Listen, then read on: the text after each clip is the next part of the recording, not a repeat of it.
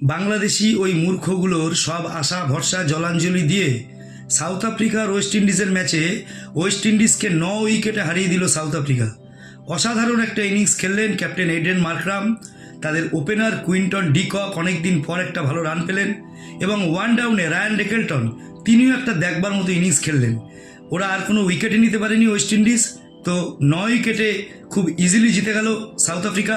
South Africa এখন গ্রুপে top করছে, ওদের পয়েন্ট 4 এবং রান রেট 5 পয়েন্ট সামথিং। উল্টো দিকে ওয়েস্ট ইন্ডিজ আজকের ম্যাচটা হেরে ওদের নেট রান রেট +5 থেকে নামিয়ে নিয়ে চলে আসলো +1 পয়েন্ট সামথিংয়ে। তো বুঝতেই পাচ্ছেন ইন্ডিয়ার দরজাটা পুরো হাট করে খুলে গেল। আজকে যে জিম্বাবুয়ের সাথে ম্যাচ হবে সেটা আমরা ইজিলি জিতবো এবং পরের দিন ওয়েস্ট ইন্ডিজকেও প্রচণ্ড মারাত্মকভাবে হারিয়ে আমরা ইজিলি চলে যাব নকআউটে। তো বন্ধুরা, এখনকার যে হিসেব নিকেশ তাতে আমার হিসেবে নকআউটে উঠছে গ্রুপ এ থেকে সাউথ আফ্রিকা, ইন্ডিয়া এবং গ্রুপ বি থেকে ইংল্যান্ড এবং নিউজিল্যান্ড। পাকিস্তান, শ্রীলঙ্কা, জিম্বাবুয়ে এবং ওয়েস্ট ইন্ডিজ এবারের মতো টি20 বিশ্বকাপ থেকে টাটা, বাই বাই। তো বন্ধুরা, ভিডিও ভালো লাগলে লাইক করবেন, চারিদিকে শেয়ার করবেন। এই ব্যাপারে আপনার কিছু নতুন মন্তব্য থাকলে অবশ্যই কমেন্ট বক্সে জানাবেন আর আমার চ্যানেল সাবস্ক্রাইব করে অবশ্যই পাশে থাকবেন।